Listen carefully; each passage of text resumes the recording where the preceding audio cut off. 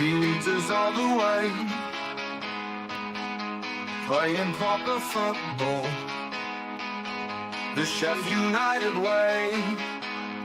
Ale, ale, ale, ale, ale, ale, ale, ale, ale.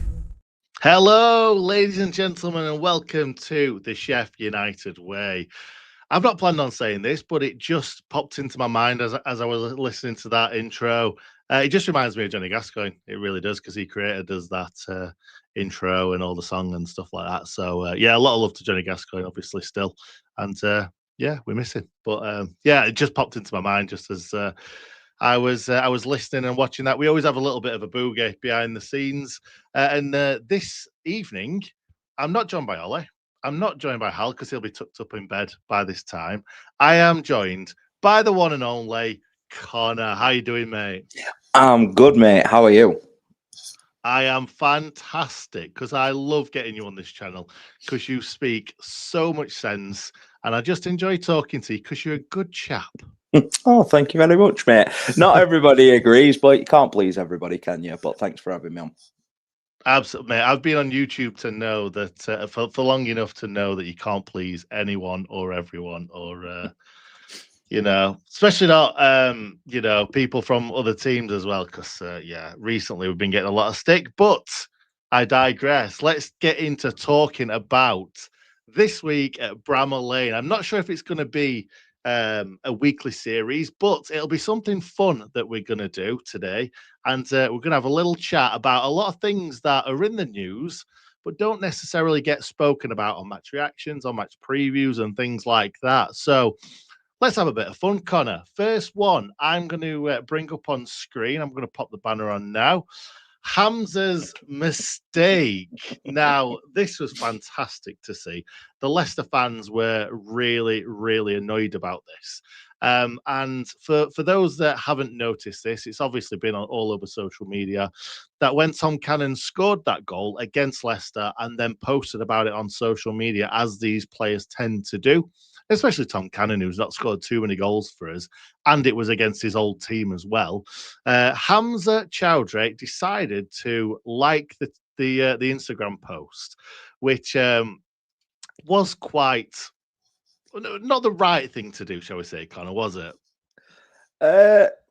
For Blades, it certainly was the right thing to do. I love Hamza, and I just love him even more for doing that.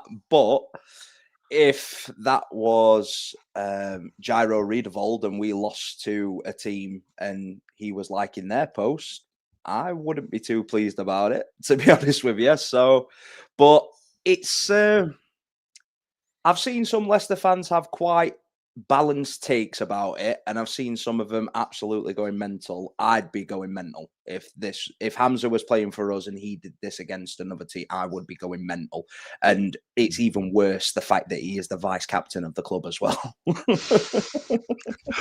Tell me about it. Obviously, there's links there. He played for us last season. Tom Cannon, he will have known for a long time at Leicester. Obviously, he was there with him last season at Bramall Lane for the second part of the season. Well, they both were there for the second part of the season. But this is not just the reason why we're going to talk about this. The main reason for this, a lot of Blades fans were saying, oh, it means he's coming back. It means he's coming back. Now, this doesn't necessarily mean he's coming back, obviously. He might just be liking the mate's post and didn't really think about it. Actually, before we get on to talking about that, I just want to ask you first and foremost, I think he put a tweet out there to say, or a post out there to say, sorry, didn't mean to do this. This was a mistake. You know, it's been rectified now. Firstly, do you think this was a mistake? No, I just don't think Hamza knew that this was going to get picked up on by so many people. I don't think he's done it to stick one up Leicester fans. I really don't. I think he's done it for the fact that he is just supporting his friend. Obviously, he's known Tom for a long time. He's got an affinity with the Blades, and I don't think he has done it for the fact that we've gone and beat Leicester on their own patch. I think he has done it just to support his friend. However, in the grand scheme of things, it doesn't look great, does it? It doesn't look great at all. No, and you know what? I agree with you. Everything that you've just said, I agree with. However, there is that little bit in there that makes you think, have there been discussions between the two clubs? Because we've only got Gyro Riedewald until, January at the earliest. Yeah. We might end up extending that because we can. We will talk about Gyro in a little bit. A lot of Blades fans will like to see Hamza at Sheffield United, and he's clearly not getting the game time at Leicester. They may want to cash in on someone like him who's not getting game time. Obviously, the points deduction looming large, and maybe they want to recoup some money. So he could be there for a small fortune. And obviously he played right back for us for the majority of the back end of last season, keeping out players like Ivo Grbic, who was an out and out right back, or mostly a right back, should we say? So there is that in there that I wonder if the clubs have spoken. I wonder if there's anything in there that Hamza may think that he's coming to Sheffield United, or there's a chance of um, putting feelers out there that he might want to come back to Sheffield United, because at the end of the day, it looked like he really enjoyed it at Bramall Lane last season, and he's clearly not getting game time right now, is he? No, he's not. I really want him back. I think he's fantastic, and he's, in my opinion, he's an upgrade on the similar profile of player that we've got at the club at the moment in Jamie Shackleton. Jamie Shackleton obviously can play right back, he can play midfield, but he just doesn't play because he's injured 95% of the time, or he's got other things going off the pitch. I'm not going to go into that. But Hamza is a fantastic player. He doesn't strike me as somebody that would be unprofessional for the sake of it, and that would do this sort of thing to try and force a move. I do think, in a sense, I do think it was a mistake. I don't think he's done it for the reaction that he's got from it, but I do think that he meant to light the post because he was supporting a friend. That's what I'll say. Yeah, I completely agree. Do you see any chance of us signing him? Because obviously Wilder will like him. He seemed like a Wilder player as well. Versatile, get stuck in, will do the job that a lot of people would be like, I'm not playing that. And he seems like he'll play anywhere you want him to. So he does seem like the Wilder profile, doesn't he? Yeah, I think he does. I think he's had the acid test with the fans as well, which is always an important thing. The fans like him. He's versatile, works hard. Technical ability is not too bad. He doesn't get as much credit as what he should do for his technical ability. He's not just a worker. He's good with the ball at his feet. He keeps the tempo going, keeps the ball ticking. I think he'll be a Blade again in January. I really do. I don't think he's going to cost an absolute fortune. I think he's going to be available for, if I had to guess, maybe 3-4 million quid, which is a decent fee. But get it. Bring him home. Bring him home. He wants to be here. We want him here. Bring him home. I love how you said bring him home. He's literally been at Leicester for about 30 years. Who cares? Who cares? This is his home. This is where he's loved. We want the Bangladeshi brotherhood back. That's what we want. Yes, we do. And also, that's really good for social media and YouTube channels, because the amount of Bangladeshi fans that jump on every video that's got Hamza's name in it. Oh, I wonder why I've called this Hamza's mistake as well. But anyway, the last thing I want to ask is, obviously, you think that there's a big chance of us signing Hamza in January. I want to ask the same question about Harry Souttar, because obviously same team.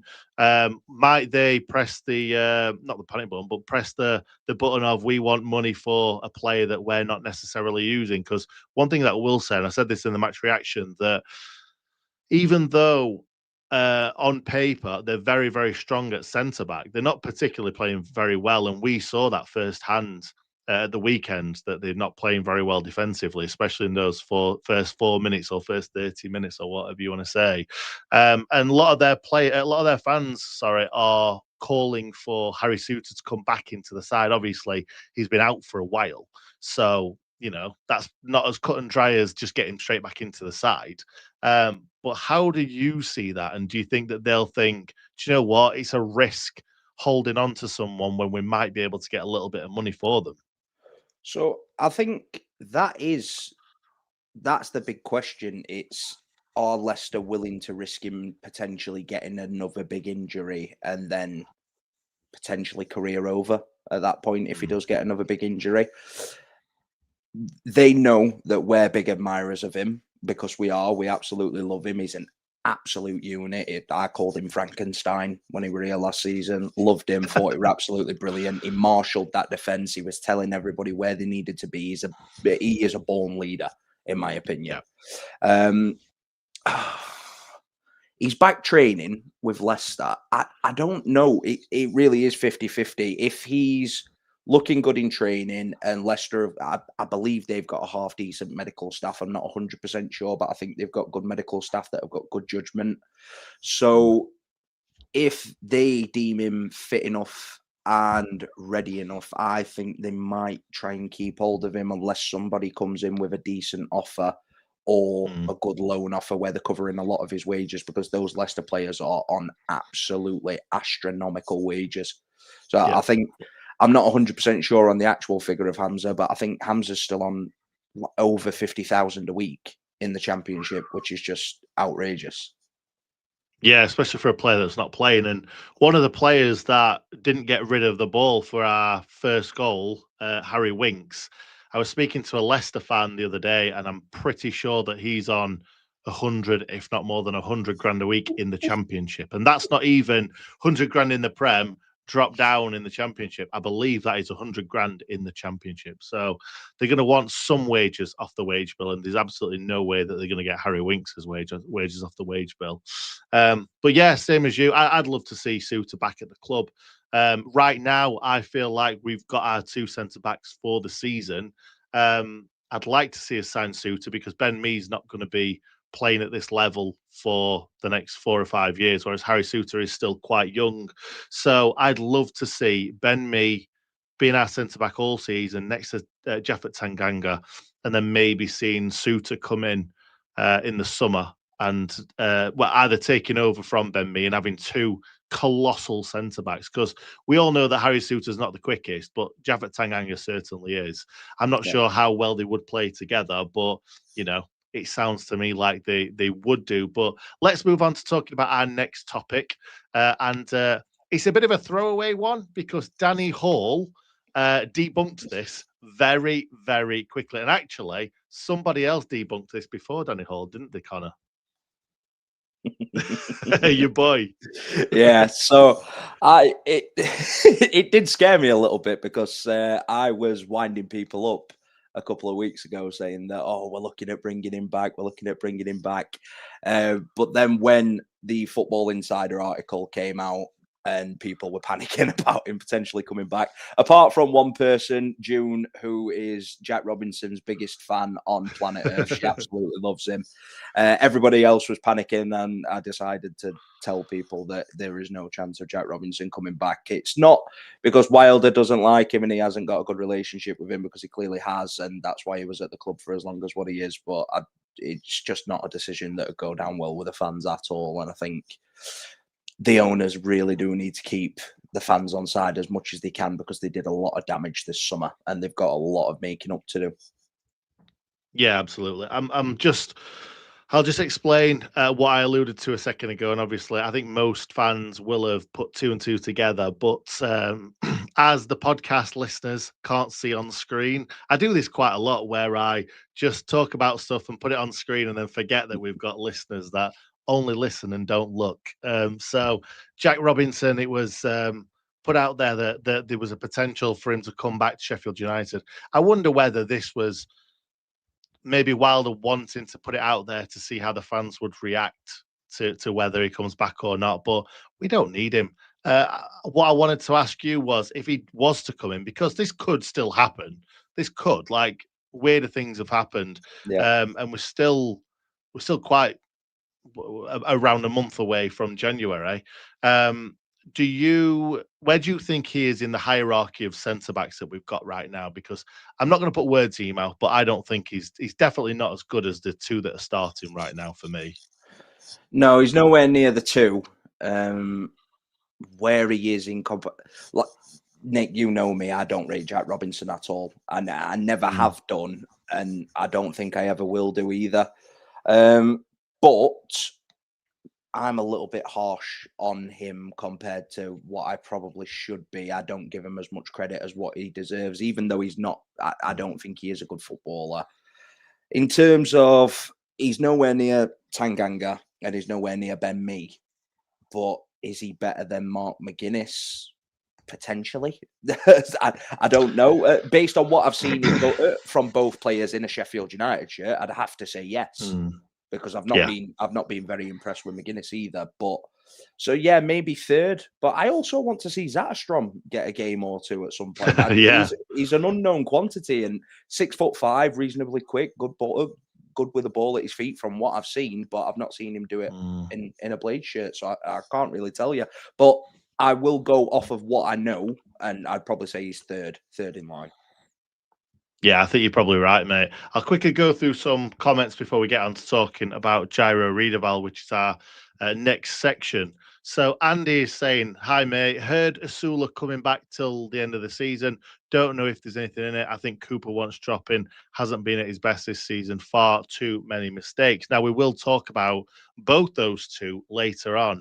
We're going to be talking about Will Osula towards the end of this section. So let us know what you think. Get everything in the comments. I don't want to hear what you've got to say just yet, Connor, because we will get into those sections. And, people need to hang on until the end to hear all that. Kiwi up the blades. Cooper will be good soon. He's been up and down, but we'll chat about that in a little bit. Carl Whittam, thank you very much for dropping by, mate. Oliver, how come Leicester haven't been docked points? Connor, any ideas? Coming soon. I think it what's is coming, happened isn't it? is, yeah, 100%, 100% it's coming. And to be honest with you, I don't think it really matters if it comes this season. I can't see them getting anywhere near threatening the playoffs. Unless saying that, if they get rid of Cifuentes at some point, maybe they do go on a charge. Look at Southampton now; they are looking absolutely fantastic after they got rid of Will Still. But it will be coming eventually. I think what's happened is with this independent regulator, I think they came in November, was it? Yeah. So yeah, something like that. Yeah. So what's happened is I think everything's just been delayed and processes have been delayed, apart from in terms of our noisy neighbours across the city, because it's concrete. There's not really much of an argument that they can put up. Whereas Leicester, bit more money, delays things, makes things a bit more difficult to do. Yeah, absolutely, mate. Absolutely. Yeah, it will be coming. We'll move on to the next one.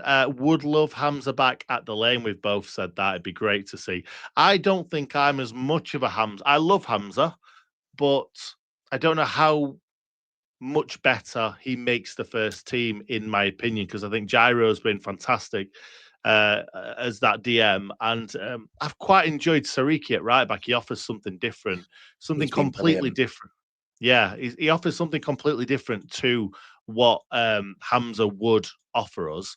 But I'm not saying that's any better or worse than what Hamza would give us, because I know he'd offer that defensive solidity, and he's fantastic on the ball for a right back, because it's like when Chris Basham, who was a centre mid, goes to right centre back. You know that they're good on the ball already because they've played centre mid for most of the career. So I like Hamza on the ball, and I think he's good in the build-up. But Sariki just offers you that pace, getting in behind, and him and Brooks seem to work really well together. Even if Brooks isn't doing the stuff that you want him to do in terms of the attacking stuff, Sariki is going around the right-hand side. He can come in on his left foot. They just work really well together for me. But yeah, I'd still love to see Hamza back, because for me that gives us, more strength in depth as well. Yeah, I think it gives you the opportunity to do something a little bit different as well, and maybe go a little bit more gung ho up front. When you've got Sariki on the pitch, I've been amazed with how good Femi Sariki's been over these last couple of weeks. His work for the first goal against Leicester was absolutely incredible, and but defensively he can be lacking a little bit. Whereas with Hamza, it's defensive first, calm composure on the ball, not going to venture forward too much, but he will do it every now and again. I think it allows you to do something a little bit different up top if we've got a Hamza that's potentially coming in for a game. So I'm all for it. Yeah, absolutely. Yeah, Whittam is saying, I love Harry Souttar, but will he be the same player when he gets back? Is it a risk to us? I suppose it depends on what the fee is. If we're paying 5, 6, 7 million, then yes, it's a massive risk. If Leicester knows something we don't, and we take a risk at 2, 3, 4 million, then I think it's a risk worth a risk worth taking. That was Yeah. easy for you to say. If we brought back Robbo, we may as well play with 10 men. He's so determined to get red cards. It did make me laugh that he'd never got a red card for us, and he goes to Birmingham and straight away gets sent 2 off. in 4 games. Yeah. Yeah. 2 in 4. Yes. And he's not touched the grass since, I don't think. No, I don't think so. I think that's the whole point of him being linked back to Sheffield United. Feeling confident again this season, then Nick K. Sarah. Yeah, for the podcast viewers, I've got a K. Sarah t-shirt on. And do you know what? I put this on as a bit of a joke because obviously we are not particularly doing well this season. However, it feels like it mirrors a different season for Sheffield United in League One when David Weir was absolutely dreadful. Nigel Clough came in and steadied the ship a little bit. It didn't, we didn't go off flying straight away. And then we hit some form and we flew up the table. We only just missed out on the playoffs, but we did get to an FA Cup semi-final, and it was at Wembley. So who knows? Who knows? We might have an exact carbon copy of that season because I think right now playoffs, on paper, it looks doable. However, you need to have some ridiculous run just to get yourself in and around that, don't you? So the thing is, I'm going to sound so delusional for saying this as well. But if the playoffs is doable, second is doable. And the reason second is we're only 13 points away from second, and we're 11 points away from the playoffs. That's only a 2-point difference. It's mission impossible as it is anyway. So why not be completely delusional and say we're going to finish second? Yeah, well, if we're going to finish second, first's only one place above that, so that'll be easy as well, won't it? Well, yeah, easy enough, I suppose. Do you know what? I only really looked at the table because I've tried not to look at the table because we know what we need to do. We need to win games of football and we need to get away from that relegation zone. And I don't really want to think about that relegation zone too much. It's the first time I've actually looked above sort of like the bottom third, shall we say. And I didn't realize how many points Cov were in front. And now I'm thinking, blooming heck, like they almost look dead certs to win the title already, even with a massive fall off. It would be the biggest fall off of all fall offs if Coventry didn't win the league this season, or even worse, didn't get promoted somehow. It'd be incredible. But I know. Well, the only thing that I could have seen change that is if somebody came in for Lampard and him jump ship like Rob Edwards did. But yeah, I can't see that happening now. There's no way he's going to do that. I wouldn't have thought anyway. But, weirder things have happened. Tony says, I never rated Coops. Whoa. Don't get me wrong. He has had moments of showing potential quality. But last season, I think Coops wouldn't have been seen as good as what he was if he didn't have the defence he had in front of him. It was a fantastic defence. It really was. Now we don't have that defence. It's showing what he actually is like. He does have potential, but relies too much on the defence. Connor is shaking his head. Tell me why you're shaking your head, Sunshine. Tony, don't swear at me like that. That's that is absolute. That's sacrilege. It really is. So, and I've got one point that can counter this whole argument straight away. Look at what he was like in a Plymouth team that was facing 20 odd shots a game. He was one of the best goalkeepers in the division, in League One, Championship, whichever league you want to compare him in. He was absolutely fantastic.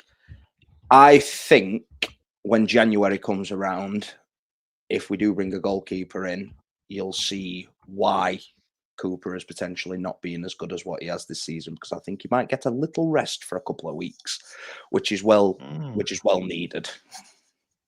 There we go. Now, apologies to our next commenter talking about Tom Davies. I will get back to you. However, this is an absolutely fantastic segue into talking about what I want to talk about next. I've definitely not just moved it up just because we were talking about it. But Ivo Grbic, he is on form. Now, this is a little bit of a joke because I can't see Ivo Grbic ever wearing another Sheffield United shirt. And I think he actually got brought back to battle for the shirt, I believe. I'm trying to remember now. It seems so long ago. We've lost so many games of football since then. But Ruben Sayers did bring him back to have a look at him, and obviously didn't think much of him. Was so sent him pre-season. back on loan. Yeah. Yeah. Yeah, it was. He's gone back to Fatih Karagümrük. I think that's how you say it. I've just had a bash. Hal would have absolutely nailed that. Yeah, he would have. Yeah. However, Ivo Grbic has actually been playing well recently. Don't get me wrong. Fatih Karagümrük are bottom of the league. Of course they are. However, I'm going to read out his last few ratings. Against Besiktas, they lost 2-0, 8.8. And I believe that's the game where he saved a penalty. They drew 1-0 in the last game, 7.9, 7.8, 7.3, 7.3, 7.3. Those are all green stats, which on FOTMob show that obviously green is for good. So he's clearly doing really well. He's facing a lot of shots. He's only kept one clean sheet this season. He's conceded 26 goals in 14, which doesn't sound crazy. That's less than 2 a game. And for a team that are at the bottom of the league, you'd expect there to be a few, big games where they've conceded quite a few goals. He conceded 4 in one of the games. But he seems to be playing well. And I know, like you've just mentioned, with Michael Cooper at Plymouth the season before he signed for us, he's getting peppered with shots. And he's clearly doing quite well, because when he were getting peppered with shots at Bramall Lane for Sheffield United in the Premier League, he didn't look like saving anything. I'm pretty sure when we signed him, he didn't make a save until like the 3rd game or something like that. And I'm not saying it was all his fault. There were a lot of, I don't know if it was his first game, but I remember him playing against Brighton in the Cup. Yeah. And they were I'm sure there were 2 or 3 that just hit like top corners and bottom corners and stuff that he couldn't get near. It was one and not João Pedro. I think João Pedro got a hat-trick that day, didn't he? I think so. Yeah. I think it was Brennan, not the one that I'm thinking of. It were an absolute screamer. And I do wonder that if he never got brought into that season and Wes Foderingham would have just seen out the season, obviously we would have done better, because Wes clearly when he came back in was better. But I wonder how much this affected his people, how people saw him and his confidence as a goalkeeper in front of the Blades fans. We've had a few poor foreign goalkeepers in recent times, with Robin Olsen as well in there. I'm trying to remember the Belgian goalkeeper's name now. It's just eluded. Michael Verits. We've had a few shockers. But yeah, I don't see any way back for Ivo Grbic. What about you? I don't either. And not because he's potentially not on really, really good form. He could be playing really well. I'm not going to lie. I don't watch a lot of the Turkish league, so it's great seeing that he's getting good ratings, and I'm happy for him. But I've not seen it with my own eyes. So I don't know whether he is actually playing well. And I think he's just on too much money to come back and potentially be a number 2. It's, I think his day's gone at this club now. Move on from him. Bring in... I want one end of the spectrum or the other. I either want a really, really young goalkeeper, upcoming talent that can push Coops all the way, or I want an absolute dinosaur like a Fraser Forster, who's 37, 38, knocking on, being around the block, been there, seen it, and done it all. That's the experienced, cool, calm, collected head. That can step in as and when Coops needs a rest or is injured, potentially suspended, hopefully not suspended at any point, or injured. But so I want one end of the spectrum or the other, and I think Grbic he spent too long as a number 2 for me. He was at Atletico Madrid for about 4 or 5 years, and I think he played about 10 games in that time, and it's just too long to be frozen out of constant action. Yeah, I think I floated the sort of comparison between him and Kiko Casilla when he went to Leeds from Real Madrid, and he was a shocker as well. He was an absolute shocker. But yeah, I think he's well. His contract comes up for renewal or getting rid of him at the end of the season. So I think if Ruben says would have given him more of a shot, well, not more of a shot, but I think if he would have impressed Ruben Sayers and he would have stayed at Bramall, there's a chance that we may have given him more of a chance. Obviously, we had a really good keeper in Michael Cooper from his form last season. This season, not quite as good as he was last season. Made a few mistakes. So, but I think he'll get signed by Fatih Karagümrük, if I'm being honest, because he's clearly playing well, and they'll more than likely get relegated, and he'll probably end up just staying there because I can't see anyone wanting to. Well, you never know. Someone might take a chance on him, but it certainly won't be Sheffield United. I think that his biggest chance was, doing well under Ruben Sayers and him keeping him around. But Wilder knows what he's about, and Wilder sent him out on loan before, so I can't imagine he's going to get too much of a chance for Sheffield United.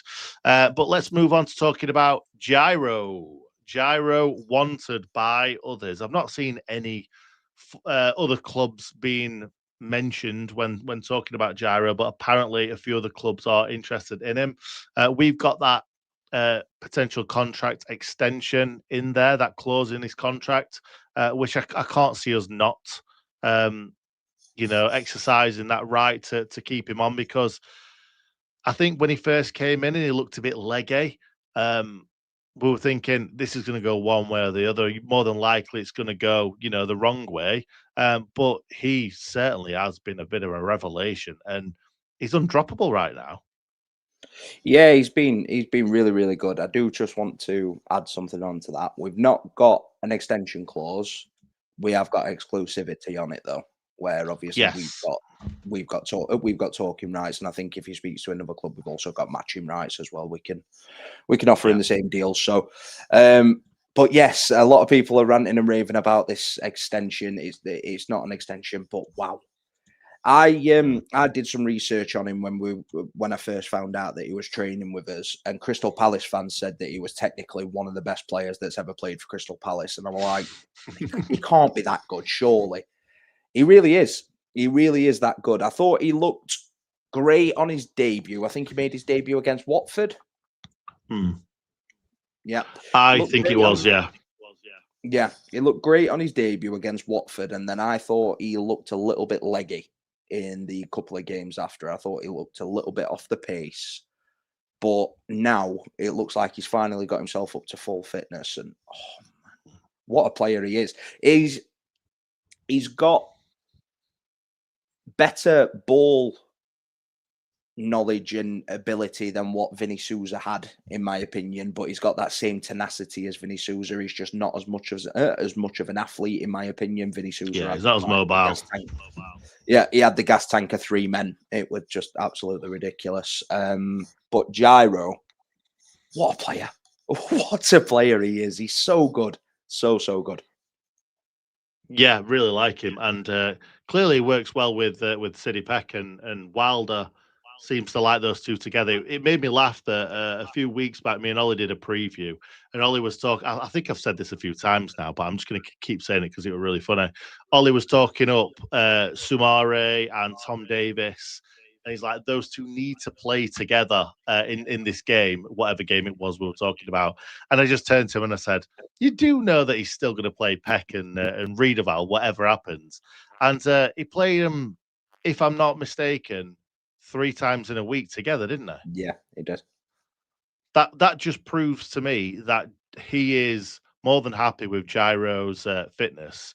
And as Island Nug has said, he does worry about his fitness. And I don't necessarily think it is, that he just can't get through a game of football, like a full game of football. Like we weren't really bothered about Tyrese Campbell's fitness last season when he were banging the goals in the back of the net. Like towards the end of the game, you want to change it up anyway. But if we get 60 good minutes out of Gyro, I'm happy about that because we've got more than enough quality on the bench to be bringing on. Gus coming back, obviously, as well, which is great to see. Soumare, his stats are through the roof, and you know everyone's calling him to play. Obviously, we've had that little bit of a setback with Tom Davies, which I can't see Tom Davies really, you know, featuring for Sheffield United again, which is a huge shame. I'll let you talk about Tom Davies because you've obviously, from your little hanging head there, you're feeling the same. Yeah, it really is heartbreaking about Tom Davies because ability-wise, he's probably the best midfielder at the club, but he really is just made out of cheese. It just feels like Ryan Brewster all over again. It really, really does. But I think that Tom Davies has got the ability to be a step above what Ryan Brewster could have potentially been. He was playing for Everton. I think were he Everton captain at 21? So, I think I think that were one of his stats. Yeah. yeah, so he captained Everton at 21. He's got so much ability. He glides through players when he's on the pitch. But his hamstrings are made of cheese. His knees are made of cheese.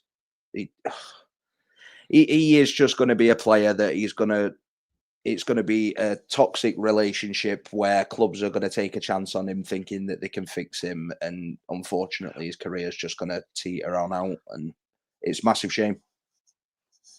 Yeah, it is. And yeah, there's obviously been players in the past that, like Didzy, for instance, who always picked up injuries at Ipswich and then, you know, went on a really good run with us without being injured and playing some of the best football of his career. I can't really see that. Same with Ryan Brewster, really. I can't really see either of those two going on a bit of a run. I know Brewster played more games for us last season than he potentially has in his career. But yeah, Tom Davies just keeps breaking down season on season. I'm not sure of the numbers, but he can't have played more than or been fit for more than 10, 12 games in a row. I can't imagine. That is a big shame. We weren't going to talk about Tom Davies necessarily, but I just want to quickly add about Gyro. Do you see in a world where we don't sign him and we look to bring somebody else in that's, you know, maybe more what Wilder wants? But saying that, he's playing him every single week. It looks like he's a Wilder man. Yeah, I think he's going to have his heart set on Gyro, but I don't think it's the end of the world. Let's say we can't come to an agreement with Gyro and Gyro wants to go elsewhere. Big, nice European offer comes in for him or something like that that he can't say no to. I think we've got somebody that could do more than a good enough job in that midfield role in Soumare. I really, really like him. I think he's such a good player. I think he's raw. You can definitely see that there is a rawness to his game, and I know for a fact he's going to get sent off by doing something silly one game, by like slapping a player or something like that, because he's got that fieriness about him. But that's what I like. I want that sort of grit in my team. Last season, a lot of people were moaning about the discipline and getting into fights and stuff. I loved it. I absolutely loved it. I wanted to, because I seen them all together. It were never just one of them that were having a go when they were all there defending each other as a team, as the way that it should be. So I think, can you imagine Soumare in that team last year? Yeah, that would have been. He'd have enjoyed that. Yeah, but I genuinely would give Soumare a chance. I'm glad to see that he is getting 25 minutes, half an hour most weeks now, and he's slowly working his way into the team. I think it's just a shame that he is alone, and obviously we've got an obligation to buy him if we do go up. But I really do think under different circumstances, he really could have shone this season, and I think he is going to be limited in terms of what he is going to be able to do. But I think he's going to have a good career, and if Gyro doesn't end up staying, I'd stick with Soumare. I really would. Yeah, and if what we were talking about Hamza earlier on comes in, that's a backup for defensive midfield. And yeah, we've got a really good right back in there as well. Let's move on from talking about that defensive midfield position and let's talk about a former player. Again, these are things that we don't normally talk about on this channel. let's talk about Will Osula. The only real thing that we have in regards to Will Osula right now is, a sell-on clause, which I'm sure is in there. Yeah, they're talking about 30 million for Will Osula, which I was always one of Will Osula's biggest fans. And I always thought there's a huge possibility that Will Osula could be incredible. However, it was always potential, and he never really lived up to that potential. He didn't at Bramall Lane anyway. I think in the cup, one game he scored, it was either 2 or 3 goals, and there was always, he's gonna burst onto the scene at some point, and he's not really done that for Newcastle either. But he was the understudy to one of the best strikers last season in Isak. So one is Frankfurt gonna actually sign him for? Yeah, well, are they going to sign him? Because obviously it looks like Will Osula wants to leave Newcastle from reports. But 30 million, surely they're not going to pay that for an unproven striker. Well, who would have thought that Newcastle were going to pay 10, 12, 15 million for him off of us in the first place? When I seen that, I laughed at it. I really did. Until obviously it came true. But again, it is buying potential, and I can see Osula being one of those late bloomers that just all it takes is for him to have one good season. Nowadays, you score 12 goals in a season in like the Bundesliga and you become a 70 million pound striker. So I think he's got everything on paper. He's reasonably quick. He's got a little bit of strength about him. I still think he needs to develop that a little bit more, though. His finishing is very raw, but his dribbling's reasonably good. His runs and his positional sense are okay. He is a rough diamond, and he has been a rough diamond for a long, long time. But I can see it happening, and I don't think it'll be 30 million though. I really can't see it being that much. I can't see it being 30, maybe 25, but. Well, I had in my head, I'd seen this, I had in my head that it was 20 million. So I just wrote it down in my notes, but then obviously did my research properly. And two or three articles were saying 30 million. And I'm just like, I can't. Is that see euros that. though? It said pounds, the ones that I saw. I saw pounds. Unless they've got it wrong. But yeah, it's a lot of money. It's too much money for someone of his caliber and profile right now. But like you say, like Gyökeres, for instance, he, scored a load of goals in Portugal. That's not even Germany, that's Portugal. And Arsenal, I don't know, it were a lot of goals, don't get me wrong. I know he scored a lot of goals in the Champions League as well. But yeah, you obviously said he's a bit of a rough diamond, and you said, oh, he's good at this, he's potentially good at this. I want to know your honest opinion, because I really, really thought I would have loved to have seen him back on loan last season. I'm not sure it would have worked in that team necessarily.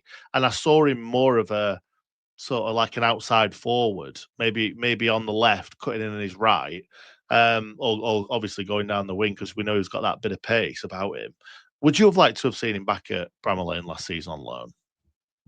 No, and there's only one reason that I say that, because we have basically got the clone of him here in Ryan One. I think Ryan One is pretty much exactly the same sort of player as him. I think Ryan One has got the potential to be more of a target man moving forward as he ages and as he blossoms a little bit. But if you look at them player for player, both of them can play off of the left-hand side. Both of them can play down the middle. Both of them are tall. Both of them are quick. Both of them have got a bit of strength about them. I think One's got a bit more strength, and Osula's got a bit more on the dribbling side of him. But I think in terms of like for likes, it's got to be one of the weirdest, right? The old models out, the new models in, ready-made from the academy. It's like we've got it's like we've got a Osula 2.0 production belt. Yeah, it's like we've got a production belt of them, and I can see Ryan One being worth a similar amount of money in the next year or two. But I want to see him getting more game time, but we can't really afford to be playing him at the moment when we're trying to climb the table. I think that's something that we could potentially do next season if we're still in the Championship. Or I do want to see him go out on loan, because I think you send him to League One even until January, I think he gets 12, 13 goals next season in League One in half a season. I Yeah. think he's that good. Yeah, well, they were obviously Jebo as well, and everyone thought at one point that Jebo, it's practically the same. The all leggy, really tall strikers, all got a bit of pace about them, all very, very raw. Obviously, Jebo's not really lived up to it, and I don't think he will. I still see a lot of potential in Osula and One, but they all might fall by the wayside. We'll have to wait and see. It's quite exciting because we don't really produce many specimens like them, especially as strikers. We always seem to bring through the really good defenders. Obviously, Sharpie came from the academy. He didn't make his name at United necessarily, but we've never seemed to bring through too many exciting attackers. And like you say, boom, boom, boom, 3 all in a row. And we'll have to wait and see what happens. But I don't know how many. I don't know what the percentage is of the sell on. I don't know if you do. I've got 15 in my head. I might be It wrong on usually that. is around. It is usually around that, though, isn't it? Yeah, I've got 15 in my head. I might be wrong. It could be 10. It could be 20 for all I know. I did have an idea of it in the summer because he nearly moved to Frankfurt in the summer as well. And I remember asking the question at the time. And I did get an answer to it, but I just can't remember it. It's been long gone since then. We've lost too many games since then for me to be able to remember that sort of information. But he, I'd like to see him move on, and I'd like to see him do well as well because I think he's a good lad and there's definitely talent there. So I want to see him go and do well, which I think he would in Germany. I think he'd do okay.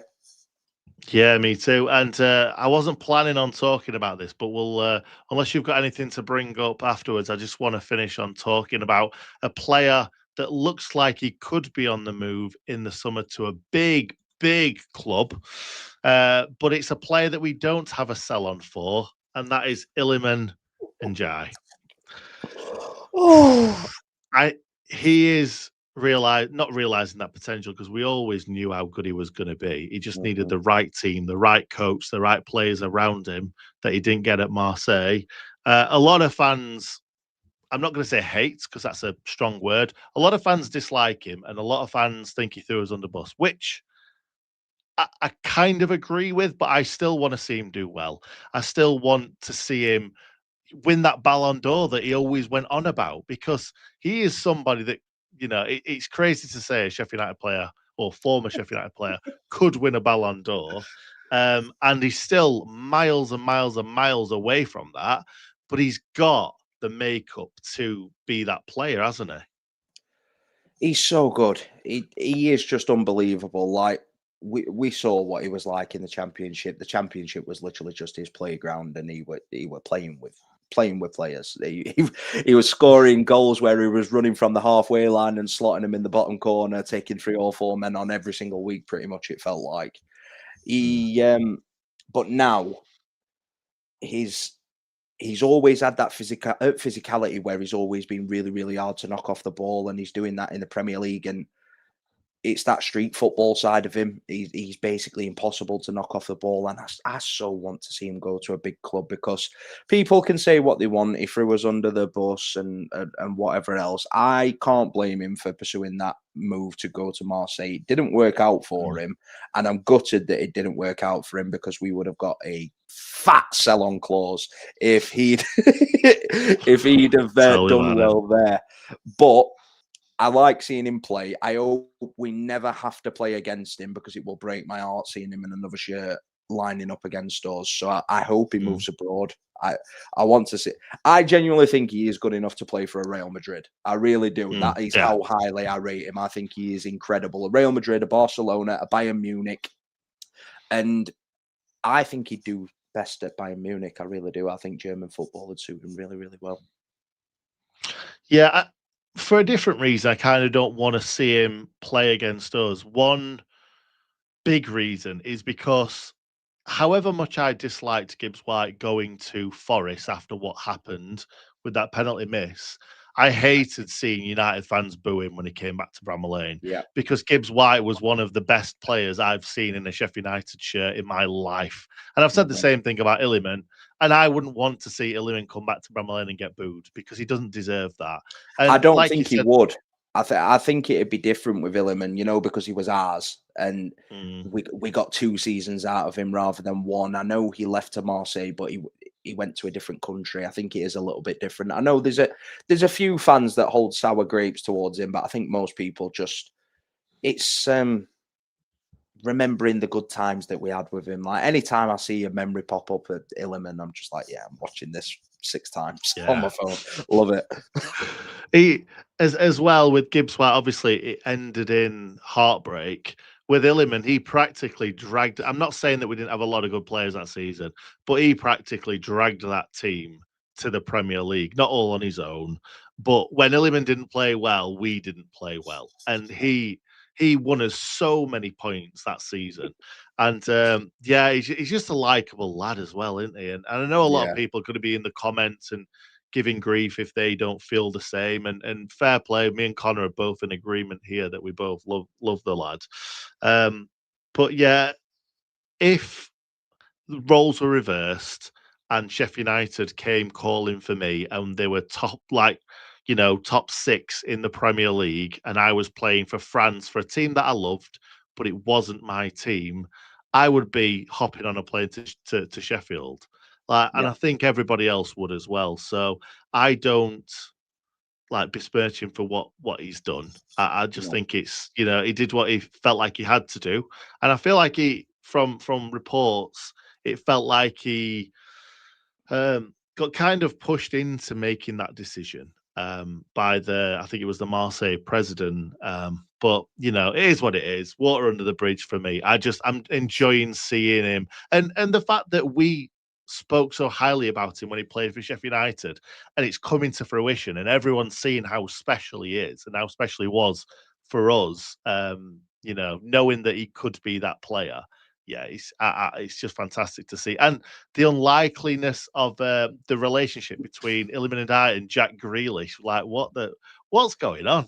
Yeah, it's crazy. But just going back to what you've said about people finally realizing how good Iliman is, every single week when I open up Twitter after or X, sorry, after Everton have played, I'm always seeing someone that's watched them on Sky Sports going, Ndiaye, what a player, what a player. How is he not, how is he playing for Everton? How is he not playing for like a top 6 team? How is he not playing for a top 4 team? He's so good. He is.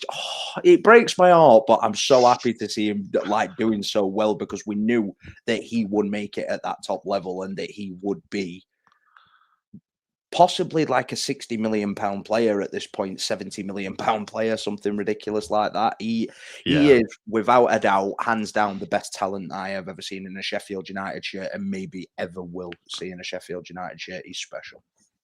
Absolutely. Don't compare him and Gibbs White. There's no point. They're both very good in their own way, but Illiman's better. 100%. Yeah. And I'm just looking through a comment and I was trying to find the right word. I used besmirch. Begrudge is the word that I was looking for at that time. I'm not Ollie or Hal. I do apologize. But anyway, have you got anything that you want to end on, Connor? No, I think hopefully we've turned a corner now. This is the happiest that I've been watching football in probably 5-6 months. It's been a while, and we're playing good football. We're scoring goals. We're looking a lot more solid. We're not conceding silly chances left, right, and centre. I know the Leicester second half was them pretty much peppering us, but I think if we'd have kept our foot on the gas, we genuinely could have put 5 or 6 past them. I really do. I think we just sat back, hoped that we were going to win it, and we did nearly throw it away, which is a danger with Wilder's tactics. I've seen it before, and I was at work, so thankfully I wasn't able to watch it, but I was checking my phone every 2 seconds, and then I seen it finish and just sigh of relief. But we're playing decent football again, and it looks like we've got a bit of an identity back now. We're scoring goals all over the pitch, and I'm not going to put a lid on what we're capable of this season because as Nigel Reo-Coker and Jeff Shreve said the other day, you can't put anything past us because it's Wilder that's the manager and it's us, which is always a good match and it always will be. So you can't limit what we could potentially do this season if we get on a run, because it's going to be hard to stop our momentum if we do get on a run. Yeah, absolutely. And last season, I know there's still a lot of players there from last season. Wilder, the coaching staff, everyone's the same. We went on one hell of a run last season, especially in that sort of first half or, 3/4 of that season where we were winning games week after week, whether they're 1-0 or not, we were winning games after game after game. And it'd be nice to see that continue. And actually, this season, those last 3 games, scoring 9 goals in 3 games, we didn't do that at all last season. We won 1-4-0, and I'm struggling to remember a time where we won by 3 clear goals other than that Oxford at home game. So just seeing us gone. Have you got one? Yeah, we didn't even beat Oxford 4-0. It was 3. Was it? Yeah, it was 3-0 I at seem home. to remember it was 4, but maybe it felt like it should have been 6 or 7 that game. Yeah, we missed a lot of chances, and they were terrible. Yeah, we didn't even we didn't score 4 goals in one game last season, I don't think, and obviously we've not done so far this season either. But scoring 9 goals across 3 games, 3 goals in each game, that's unheard of for us. We've not done that since like Hecky. Hecky was manager in the first or second championship season that he had us. We've not played that sort of football for a long time. So it's nice to see. It really is. And, a lot of people are putting us down for beating Wednesday because they're rubbish, and beating Leicester because Leicester's had a poor start to the season, the red card against Pompey. We just need to keep winning games of football. I don't care how they come. You can only beat what's on the pitch. And I'm really excited for the next few games, the rest of the season. However, I'm just realizing that we're saying all this and we're being really positive. The last time we did this on a video, Connor, what happened? Oh dear. Yeah, we went on a 3-game losing skid last time we did this. So if that happens again, you can blame me and Nick, and me and Nick will never mention form or potentially being positive ever again. We'll just be negative for the rest of his lives. And yeah. So, but on to Stoke this weekend. Result against Stoke, I think people will start to believe, and we'll see where we can go. Yeah, I know Stoke have lost a few games recently, but they've been good this season. They're up there for a reason. And if we can beat a Stoke side at Bramall Lane, yeah, people will start to believe, I think. Anyway, ladies and gents, thank you very much for watching and listening. Let me know if you want us to do this as a bit more of a regular fixture. I enjoy talking about stuff that isn't as kind of pressured, because when you're talking about what's happening on the pitch right now, it's sometimes quite stressful. And, it's been less stressful in the last 3 games, but I'm sure it's not going to be plain sailing for the rest of the season. So it's nice to kind of take the foot off the pedal for a second and talk about different things that are a bit more fun, shall we say. Anyway, thank you very much for joining me, Connor. We'll obviously get you on a lot more this season because I'm a big fan of yours, and I like what comes out your mouth. Oh, thank you very much, mate. That's the kindest thing anyone's ever said to me. And it sounded really weird as well, which is my ballpark, that. Mine too. Love it. Cheers, mate, and thank you very much for everyone for watching. Thanks a lot, and up the blades. Ole, ole, ole. Ole, ole, ole.